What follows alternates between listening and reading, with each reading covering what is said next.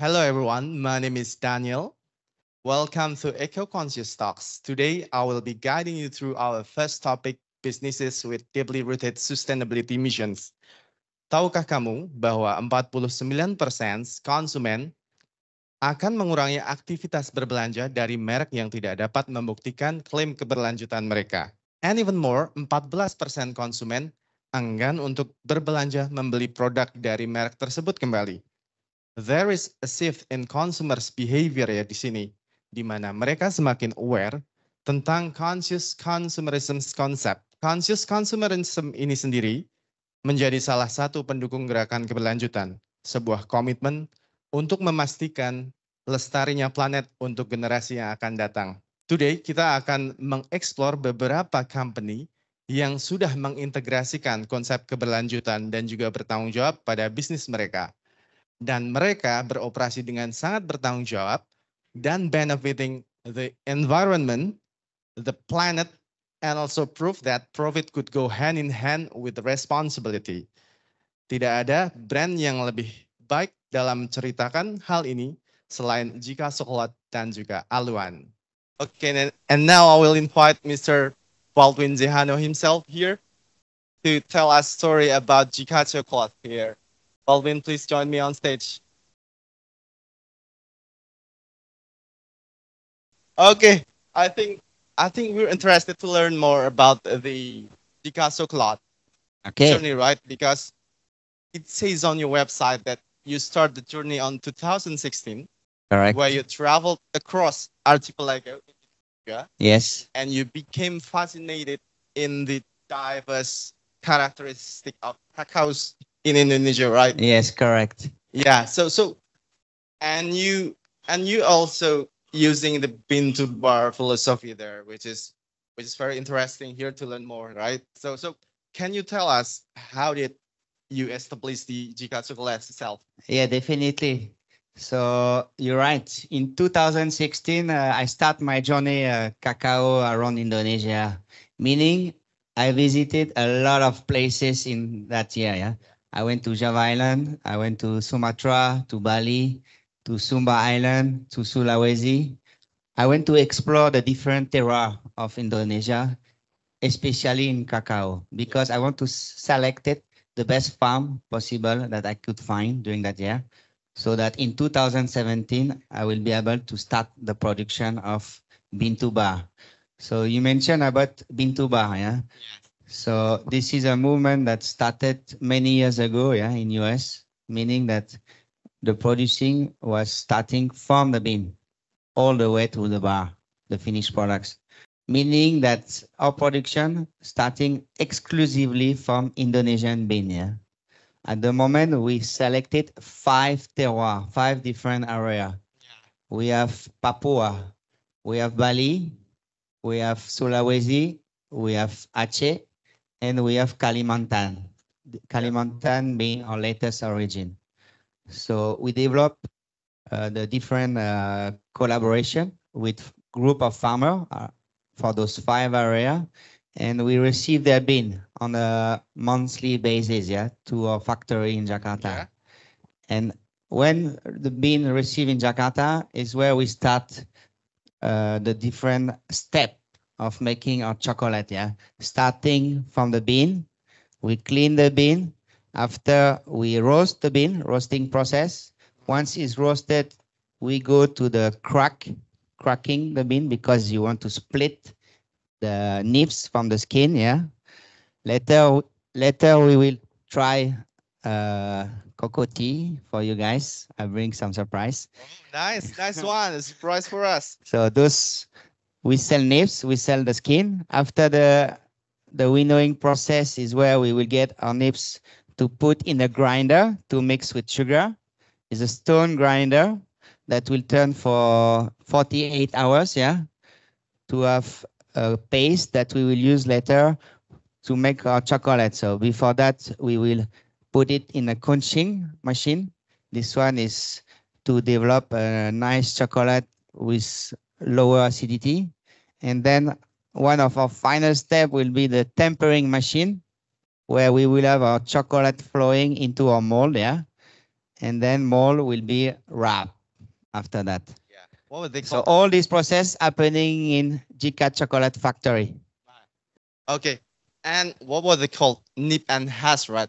Nips and husk, yeah, Nips, correct, yeah. yes. And they have their own value and their own use. Yes. Yeah. But So we sell also nips, yeah. yeah. So we have customer for nips only.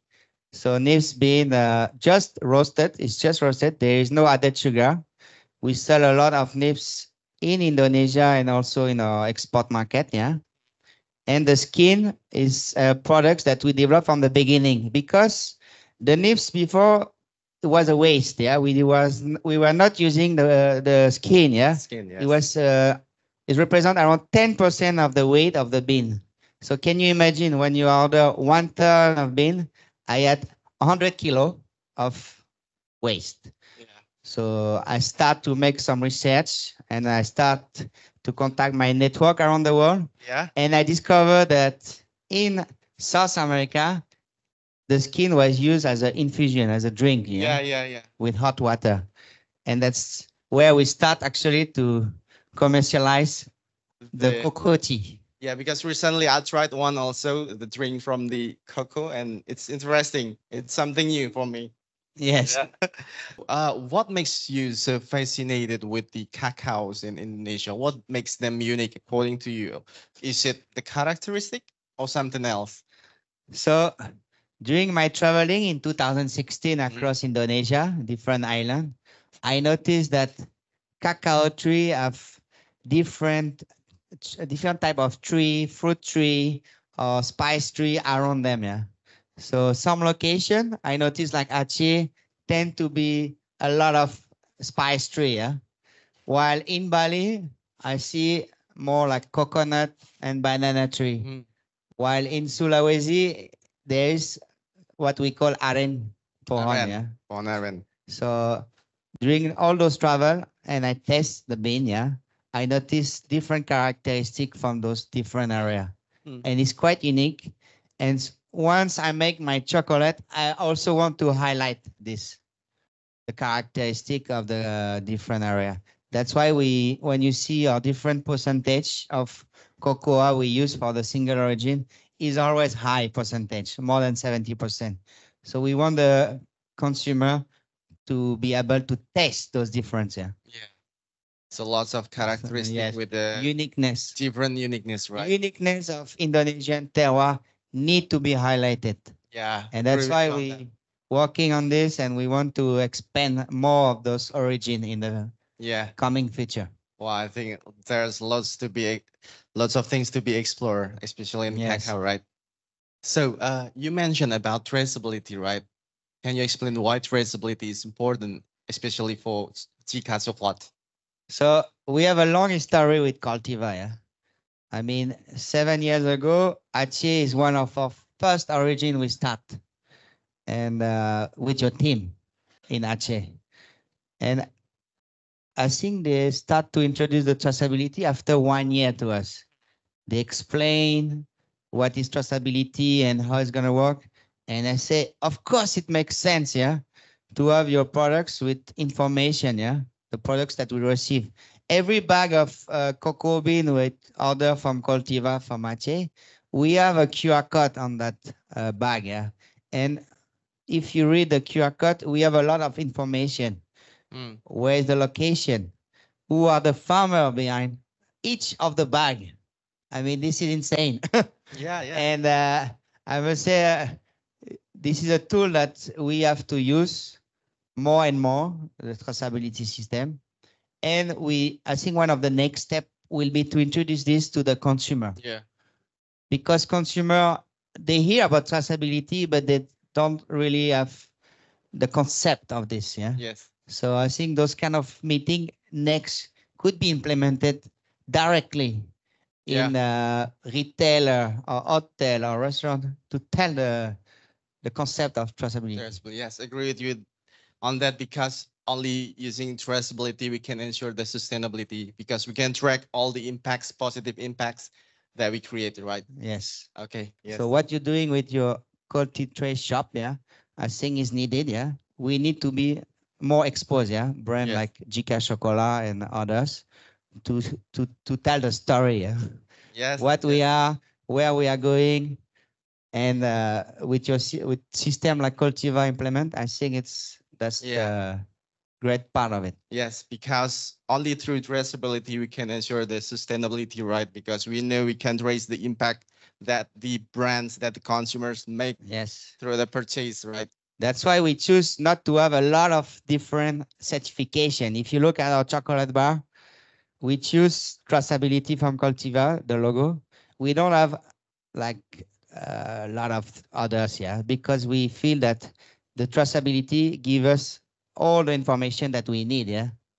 And if the consumer trusts us, we also will give him some of this piece of information for Yeah. them to understand Yes. what is the way from the farm to the final stage once you reach the retail shop, yeah. And how do you balance the commitment of providing the finest 100% single origin chocolate with, I mean, educating the farmers, growing together with them? How do you balance the business and also the responsibility here? So I must say that my time is quite busy every month because we have a new location for factory in BSD. We have in Fatmawati our sales and marketing office.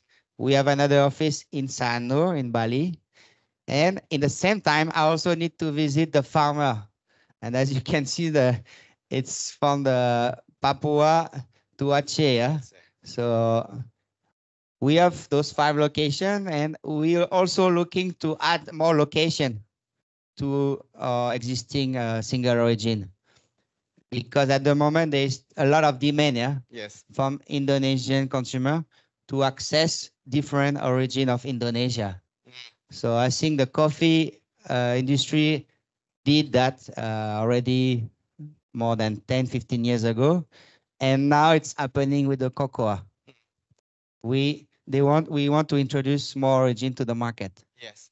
Do you work with certain organization, associations in terms of educating, capacity building, or even opening the market in this case? So in Indonesia, different location have different NGO involved in this location. Let's say in Bali. Yes. Bali, we have an association called Kalimajari. Kalimajari, they have been there already since more than 20 years, yeah, in Bali, in Jembrana. So they know about the process of organic. They teach that to all the farmer there. And they also make sure they have access to the certification organic. Yes. In Gorontalo, in Sulawesi, we work with another NGO called Burung Indonesia. This is to promote the diversity of bird in this country, to protect the bird, yeah.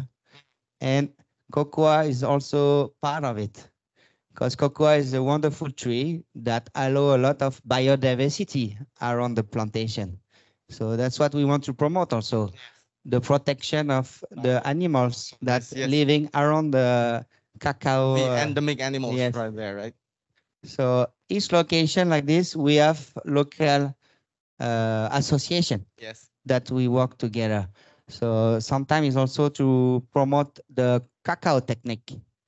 So I go myself and I also show them, yeah, some of the post-harvest practice, yeah, where I have some knowledge, especially the fermentation. That is for me a key stage, yeah, because the fermentation is where we will develop a lot of flavor that I need later in our chocolate bar, yeah.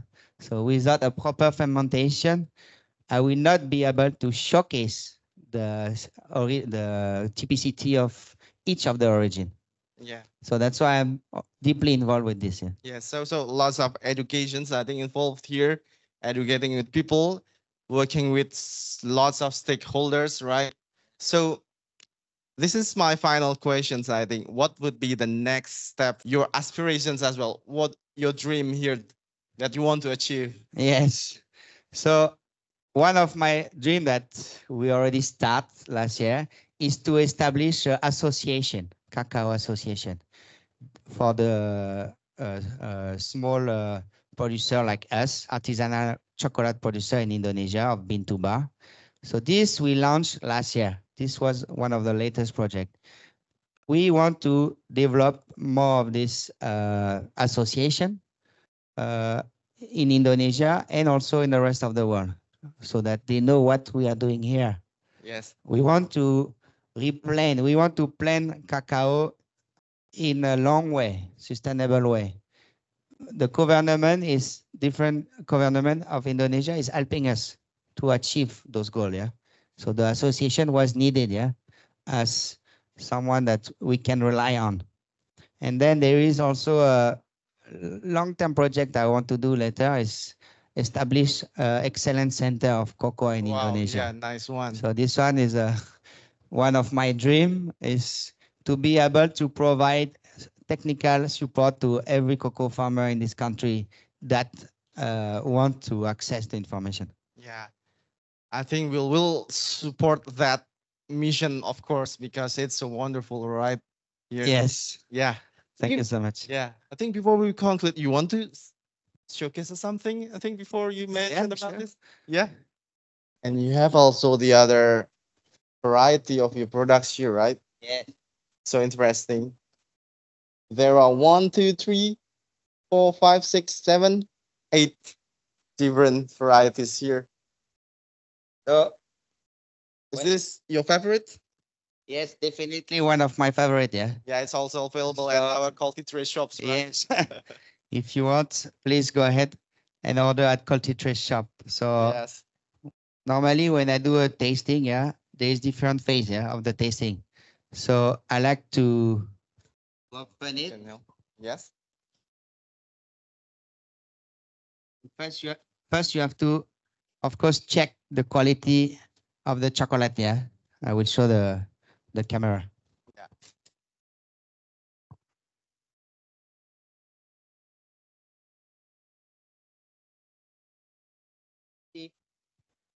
If you see the shape, yeah, of the mold, yeah, is a shape with irregular shape, yeah, because we always believe that chocolate bar is to share with your friend, Yeah. colleague, yeah. So that's why we have those shape, not regular but irregular. Yeah. So one of the things that you will hear that if the chocolate has been properly made is that snap, yeah. Snap. You So it's like ASMR. Are you ready? Yeah. Yes. When you hear that snap, yeah, it means that your chocolate has been properly tempered, yeah. Yeah. So it's a key step, yeah. It's a satisfying sound as well. Yes. So visual, you have to use your ear, and now you have to use your nose, yeah. Yes. So especially the part where you just snap it, you will smell it, yeah. And there you will already start to feel, yeah. So you use all the sensory that Yes. you have to enjoy the chocolate, touch. right? You use your nose, you use your visual, your eyes, and you use the final Final part. the taste. Yeah. Oh, nice one. Thank you. So when you taste it, you always have to try to go around. Yeah? It's not only you have to leave the chocolate on your tongue, at back of your tongue, so that you have the maximum of the flavor. Take your time when you eat chocolate. Oh, it's an interesting approach to enjoy chocolate, of course. So like I mentioned before, the Aceh have a special taste, yeah, because of this connection with all the spice tree that you have in Aceh, yeah? I see. Especially in that area. So when you taste the chocolate of 77, you have the feeling of those spiciness. Yeah. So it's something that it's unique, yeah. Unique characteristic Characteristic of available Jika on Chocolat. Aceh. Aceh, it's really there. So I really recommend everyone to taste it, yeah. Yes, of course. After this, this is my go-to snack. After this, Yes, healthy snack always. So especially when you eat dark chocolate, yeah. Yeah. Because we produce chocolate with a minimum of 60% of cocoa. Always. That's what we want to promote. a good, healthy lifestyle. Yes, ensuring the quality of our chocolate. Yes. Right.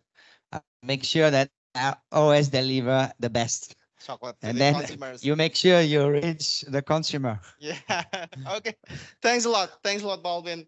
We'll keep in mind on how to best approach consuming snack the right way, consuming the chocolate the right way, right? Yes, always. Yes. Thanks a lot. I think we'll keep an eye on the journey of Jika Chocolate, of course, because it's so empowering and it's so insightful. We'll definitely keep in mind on the journey of Jika and also you. Yes, please. Thanks a lot. Thanks a lot, Baldwin. Yes, Thanks a lot for the my insightful pleasure. talks. Thank Yes. you, Cultiva, to Thank invite you. Thank you. me for that audience. Kita akan berbicara tentang salah satu bisnis juga yang juga mempunyai dampak keberlanjutan di sini, yaitu adalah āluān. Seperti kita ketahui, āluān memproduksi raw virgin coconut oil yang sangat bermanfaat bagi tubuh dan juga mereka sangat bertanggung jawab dalam hal mengoperasikan bisnisnya. Ini sesuatu yang juga tentu saja menginspirasi kita.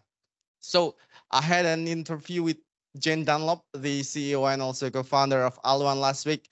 So, please enjoy this insightful recording. Hi, Jane. Hi, Hi, how are you? I'm great, thanks. How are you, Wow. Danielle? Yeah, great. Also, thank you. Thank you so much for your willingness to be featured on our first ever initiative called Call Tea Trace Eco Conscious Week. What inspired you to start this brand, to start āluān? And I think why Sumatra? Because you're not from Indonesia, of course, right? I'm not from Indonesia, no. I lived in Indonesia for almost 20 years, and very recently our children have dragged us back to New Zealand, but all of our work is still in Indonesia. So the journey to starting āluān, I mean, ultimately, we're in Sumatra, so āluān is a word that's from the island of Simalu, where we produce from. And ultimately, this is a business that's born in that place and that is for that place, for the people and for the environment. My husband, Luke, and I ended up in Aceh in Sumatra after the tsunami, so the 2004 Indian Ocean tsunami. And we very soon got involved in conservation work. So Aceh still has 3 million hectares of primary rainforest. It has tigers, elephants, orangutan, rhinos, and it's a place in the planet that's as important as the Amazon, but not knowing about. So everything that we do through āluān is about conserving the environment. Okay, but what was the main reason behind this conversation? Was it something that really interests you in the first place before the tsunami or after the tsunami? What was the calling here? Because it's like a calling, right? Because conservation is not something that everyone's do. Of course, you have to have this spatial interest here, right? Yeah, I don't know. I mean, I'm lucky I grew up in New Zealand, where nature's still so beautiful, and I grew up in the wild, and running in the forest was always my favorite thing to do. I did a law degree at university, and halfway through studying, I actually had the opportunity to spend 3 months in Borneo in Malaysia. And I do remember, I remember traveling on my own after that in a bus for 10 hours and only seeing like black earth and these little plants. Yeah, some sensitivities around the impacts of how our environment can change so quickly. I worked in conservation for quite a long time and also saw some of the challenges with grant funding, so up and down funding cycles where grants would be given for 1 or 2 years and then end. So this is about building a business in a place that employs people and that's there to stay, where we can have a really permanent presence. And that, yes, it's been initiated by people that were not from that place, but ultimately it's being built by people from Aceh through a sustainable revenue stream. āluān. So I think, but the commitment to balancing the economic growth in your business, of course, with environmental stewardship is not something common we can see in every brand or every products that we consume, right? Why you see it very important to have such mission in āluān? Yeah, well, for us, it's everything. And myself and Luke, as founders of the company, that's why we started it. So this is like our tool in our toolkit. And if we can replant coconuts for farmers, so one of the biggest issues, we create a very high value coconut oil, high quality, and we sell B2B around the world. It's traceable, which is obviously really important for us, and we can talk about that more later. But the biggest thing that we can do for the environment is to replant coconuts on the land of the farmers.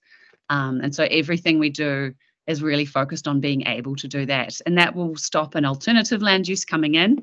And that really ultimately is what will protect the islands where we work. So was it difficult at first to get these farmers on board the business model you are proposing at first? Because, you have to educate them, you have to raise the awareness. Was it something difficult at first? The biggest challenge has been raising finance and building a team to implement at scale. The farmers really are doing what they have done for a very long time. They have aging coconuts, but they ultimately need support to replant. So we're really there to support farmers with what they want to do. It's not so much about us convincing farmers or farmers convincing us.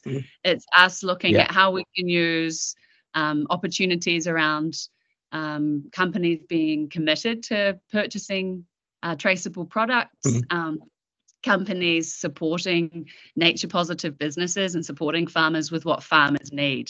So it's about being there and understanding what farmers in the field need, and they're not sure whether someone's going to buy coconuts from them next week. And so justifying planting coconuts, putting in fencing so that those coconuts are safe for the first 4 or 5 years, those are big risks for a farmer to take. And so our business is really focusing on working hand in hand with farmers to find a solution to what they need. So it's not so much any convincing, it's about supporting farmers to continue with their existing way of life and to help them to thrive by improving the productivity of the coconuts on their existing land, so they're not expanding into new areas.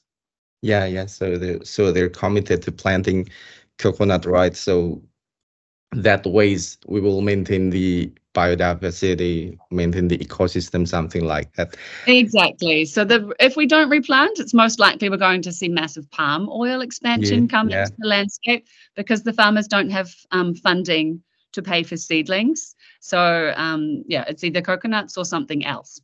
Can you detail some specific initiatives that āluān has undertaken to ensure sustainability and also community empowerment? Because I see that you employ some rangers also to protect the endangered species around Simolo. This is something wonderful. Yeah. So āluān is actually 2 separate organizations. āluān is a company. So the company works with 500 smallholder farmers. So smallholder farmers own between 1 and 3 hectares of land. And then we have built a processing facility that adds value on the island of Simolo. So one of the issues with added value processing often in Indonesia is that happens in big centres away from where the product is from. But we do it out on the island, which, as you can imagine, comes with lots of challenges, but also opportunities. And that means we can really keep a check on quality. So we have the business. We're working with farmers, we're buying direct from farmers, we're processing at origin, and we're selling direct to usually to manufacturers. Then we have a foundation. So the foundation operates in exactly the same landscape and actually employs a similar number of people. So the company has about 70 staff, likewise in the foundation. The company is focused on investing in the agricultural sector so that we can stop a more damaging land use come into the area.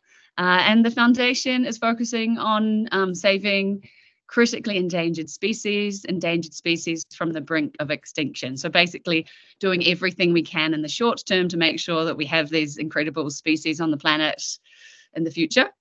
So that's sea turtles, songbirds, which are very often traded to be kept in cages and sing beautiful songs around people's houses, particularly in Southeast Asia. There's a real crisis. They call it the songbird crisis. So we're working with groups on that. And we have rangers on 4 different island locations that are protecting the critically endangered leatherback turtle nests. And there's one area, for example, where turtles are nesting 365 nights a year. And we've had permanent rangers on those islands doing morning and night patrols for the last 7 years. So before that, through grant funding, the funding was up and down. But since we've had a permanent presence, there's not been any poaching for the last 7 years. And that means that there's hatchlings every single morning making their way to the ocean. So it's really a business and a foundation working hand in hand to look at an economic approach and some of those macro pressures or threats to that landscape, as well as specific, more traditional conservation activities. I think before we kind of close the interview, do you think that every business now has the same approach as āluān? Because I think, conservation should be the main concern, of course, and also I think endangered animals and also empowerment, that should be the main concern for us right now. Do you think that it's transferable to any other commodities, and also maybe every business should adopt this? What do you think about that? Yeah, I think we'll see huge changes in the way that businesses, foundations, organizations work in relation to the environment and people in the next decade. I think it's a really exciting time. And really, it depends where you look. So there's lots of concerning things that are happening in the world, but there's lots of really positive things as well. And I'm a real believer in the fact that those will expand. I'm just back from Europe. And I attended In Cosmetics, which is like the world's largest personal care trade fair. And there was huge interest in our product because we're traceable. So the EU has just passed deforestation-free regulations. And that really means that now that it's not just the head of the sustainability team that's caring about this, but it's the head of finance and the head of purchasing. So we are seeing huge changes. People are making really significant steps. And, working with a company like Cultivar, we have set up full traceability so that when somebody buys our product, they can trace that all the way back to the farm and the farmer where our product has come from. That's really becoming an incredible sales approach for us that really brings the work that we're doing on the ground to the buyer. So it's really powerful. And yes, I see there'll be more and more of that in the future. I think it's really being driven from the EU, Europe at the moment, and it should be. And hopefully we'll see other areas follow. But yeah, I'm really positive. It's huge, if we don't know where our product comes from, how can we tell the impact that it's had? So I think that's the most fundamental tool that we have to ensure sustainability. Okay, last question, Jane. What would be the next step for āluān now? Sales. So we don't have a business and we can't have our positive impact unless we have buyers for our product. Now, we internalize many of our or all of our externalities, which means that we don't offer the cheapest product on the market, but really we're looking to work with off-takers who see what we're doing and want to be part of this journey. Working with buyers so that we can increase our revenue. We have just increased our production capacity from 40 metric tons to 120 metric tons a year. So that's great news for the business. And we're really focusing on working to find off-takers, buyers in the food or cosmetics, personal care industries that wish to purchase our product and have a really significant positive nature impact alongside that. Yeah. Okay. So that's meaning scaling up the production and also getting more revenues and our production is scaled up. We now need to sell that product. So we're in an exciting phase of growth. Yeah, nice. Would love to hear more stories from āluān after this. Yeah. Okay. Okay, Jen, I think that this concludes our conversation. Unfortunately, I would like to talk more with you, of course, but thank you so much. I hope we can continue these discussions in the near future. Of course, yeah. Yeah, thank you, Daniel. And we love working with the Cultivar team. You've gone Yes, over and above to make this possible for us. So thank you so much. It's yes. exciting. Thank you. Thank you, Jane. Thank you, āluān. Goodbye. Bye. Di sini ada Kak Suhaiba dari āluān, seorang field staff dari āluān. And I think kami sudah tersambung dengan Kak Su ya. Halo Kak Suhaiba. Halo Mas Daniel. Halo, gimana kabarnya Oke. Kak Su? Sangat baik, Mas Daniel, apa kabar? Ya, alhamdulillah juga baik di sini. Jadi Kak Su, saya sebelumnya udah melakukan interview dengan Jane ya. Jadi ini kami ingin tahu lebih lanjut sih sebenarnya seperti apa sih kalau di lapangan gitu kan. Kita ketahui kalau Kak Su ini kan juga sering berinteraksi dengan smallholder farmers dari āluān di sana ya. Kira-kira role dari Kak Su sendiri di sana sebagai apa ya Kak ya? Dan apa aja tugasnya gitu? Oke, jadi peran Su di āluān ini sebagai staf lapangan. Tugas utama Su di āluān adalah untuk inspeksi lahan dan juga petani, Mas Daniel. Jadi Su harus memastikan bahwasanya petani menerapkan sistem pertanian yang organik, sehingga kelapa yang diantarkan ke pabrik itu memang 100% organik. Dan setiap tahunnya kita juga melakukan audit untuk sertifikasi organik. Kemudian Su juga bertanggung jawab untuk memastikan hubungan antara āluān dan juga petani serta juga dengan kolektor atau dengan agen itu berjalan dengan baik. Kemudian Su juga bertanggung jawab untuk menyusun strategi bagaimana caranya agar si petani ini mendapat peningkatan kesejahteraan terutama dari kelapa, Mas Daniel. Mungkin garis besarnya peran Su di āluān begitu, Mas. Apakah Kak Su juga berkoordinasi dengan tim Rangers di sana yang juga seperti kita ketahui ya? Kan di sana ada proteksi ekosistem ya Mbak, ada conservation juga di sana. Apa kira-kira daily task yang Kak Su juga kerjakan di sana? Oke, Mas. Jadi kita juga berkolaborasi dengan salah satu NGO di Kabupaten Semelu. NGO-nya bernama Ecosystem Impact. Mereka bergerak dalam konservasi burung endemik, murai batu, Simelu, kemudian konservasi penyu, serta juga konservasi konservasi penyu dan juga burung. Jadi dari Ecosystem Impact ini mempekerjakan staf lokal sebagai ranger di lokasi yang sama dengan lokasi yang kelapa kita, Mas. Jadi kita saling berkomunikasi bagaimana caranya program si kelapa āluān berjalan dengan baik, hubungan petani dan juga ranger berjalan dengan baik, dan juga kita membuat program kolaborasi seperti mungkin Mas Daniel pernah dengar tentang Coco Fiber? Ya, kita bekerja sama dengan petani dan juga ranger. Iya, jadi memang banyak sekali inisiatif-inisiatif yang dijalankan āluān di Simelu ya Mbak ya. Kak Su, nah kira-kira ya dengan interaksi Kak Su dengan petani di sana setiap hari, kira-kira aspirasi apa sih sebenarnya yang mereka inginkan gitu ya dalam ekosistem, dalam industri kelapa gitu ya. Kira-kira apa sih yang menjadi aspirasi dari mereka untuk saat ini gitu dan agar mereka bisa melakukan praktik pertanian yang berkelanjutan gitu. Oke. Jadi kalau yang temukan di lapangan, Mas Daniel, kebanyakan atau sebagian besar petani itu memberikan masukan bagaimana kan sekarang kita sudah mulai dengan program replanting ataupun permajaan kelapa yang sudah tidak produktif. Jadi salah satu aspirasi dari petani, mereka berharap bahwasanya program ini akan berkelanjutan dan efek dan dampaknya bisa lebih diluaskan sehingga kelapa petani yang tidak produktif tadi bisa dijangkau semuanya oleh āluān. Kemudian salah satu aspirasi petani juga mereka mengeluhkan tentang hama monyet ekor panjang. Jadi salah satu tantangan kita adalah satu sisi spesies ini adalah endemik, tapi satu sisi sebagai hama.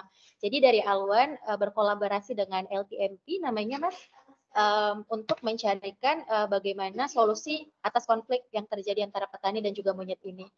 Kemudian aspirasi selanjutnya adalah mereka ingin kayak program-program seperti tumpang sari dan juga tumpang sari yang di kelapa bisa kita teruskan seperti itu, Mas Daniel. Oke, jadi banyak sekali aktivitas yang dilakukan Kasu dan juga teman-teman di sana ya untuk memastikan semua ekosistem itu berjalan sebagaimana mestinya dan juga berkelanjutan lestari gitu ya Mbak ya. Thank you sekali Kak Su atas insight yang diberikan dari Jin dan juga Kak Su ya. I think kami akan mengikuti terus bagaimana jejak dan juga perjalanan āluān karena ini sangat menarik sekali untuk terus kita amati ya. Dan semoga semuanya lancar. Good luck for the rest of your days ya Kak Su. Oke, terima kasih Mas Daniel. Terima kasih. Nowadays, in the dynamic landscape of the business, more people are aware about the conscious consumerism's concept. They now demand more clarity on the product that they choose. So they demand the brands to adopt a sustainability approach in their business. Lastly, our goal is to spark conversations, inspire actions, and drive meaningful change to create a world where every purchase makes a positive impact for people, for the planet, and for generations to come.